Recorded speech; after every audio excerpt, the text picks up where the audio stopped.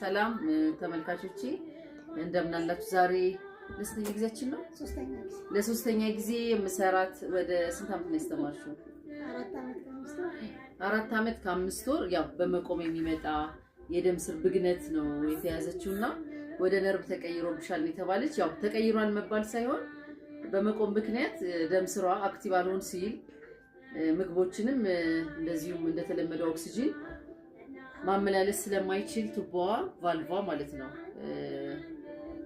ምንድነው ነርቭ ጀምሯት ነበር ተብሏል። ስለዚህ ነርቡን እየመገበው አልነበረም ደም ስሯ በግኖ ስለነበረ ስለዚህ ዛሬ ለአራተኛ ጊዜያችን ለሶስተኛ ጊዜያችን እየተሰራች ነው።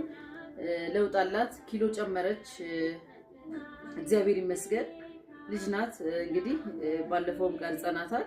ተመልካቾች አሁንም የምለው ደም ስር ትኩረት ስጡበት ነው የምለው። ደም ስራችሁን ትኩረት ስጡበት። ሁሉ በሽታ እየመጣ ያለው በደም ስር አማካኝነት ነው። ምክንያቱም እዛ ደም ስር ውስጥ ነው እንግዲህ ደም ያለው አይደል? ስለዚህ ደም ስንሰጥ ላብራቶሪ ከደም ስር ላይ ነው ደሙን የሚወስዱት። ስለዚህ ያ ደም ስር ጥሩ ቱቦ ካልሆነ ቫልቭ ማመላለስ የማይችል ከሆነ ነርቭም እንታመማለን። የካልሲየም ማዕድናትም ወደ አጥንት እንዲደርሱ አይሆኑም። ስለዚህ ከራሷ አንደበት ያላትን እንስማና ጥንቃቄ አድርጉላለሁ። እንግዲህ ወረፋችሁን ጠብቁ። አድካሚ ነው ስራው።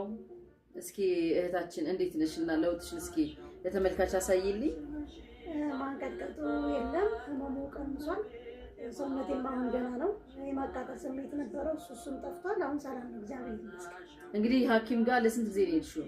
ሐኪም ጋር ዓመት ከ5 ወር ያክል ተመላልሼ ቴራፒን ተሰርቻለሁ። ታክም ነበር ግን ያው ተመልሶ ይመጣ ነበር። ፊዚዮቴራፒ ወስዳለች። ያው አያድንም ማለታችን ሳይሆን ከበሽታዋ ጋር አልተገናኘም። የስፋት በሽታ ደም ስር ብግነት ነበረ። ደም አይመለስም። እንደገና ከልቧም የሚመጣው አርተሪ ደግሞ ትንሽዬ እዚህ አካባቢ ላይ ምልክት አምጥቶባት ነበረ። የማበጥና የመዘጋት ምልክት አምጥቶባት ነበረ። እንግዲህ ያ በምንሰራት ማኔጅመንት ዛሬ ጥሩ ለውጥ አግኝታለች። ማንቀጥቀጥ ጀምሯት ነበር። እንግዲህ ልጅ ናት በ27 ዓመቷ። ማንቀጥቀጥና ማቃጠል በጣም ከባድ ነው። እግዚአብሔር ይመስገን ዛሬ ለውጥ አግኝታለች። ተመልካቾቼ ላይክ ኮፒ ሼር አድርጉልን። እንደተለመደው ወዳችኋለሁ። ቴንክ ዩ ሶ ማች። ፎሎ አድርጉን። ቴንክ ዩ አበረታቱን እላለሁ። አመሰግናለሁ። ሰላም ተመልካቾቼ እንደምን አላችሁ? ዛሬ ለሶስተኛ ጊዜያችን ነው። ለሶስተኛ ጊዜ የምሰራት ወደ ስንት ዓመት ነው ያስተማርሽው?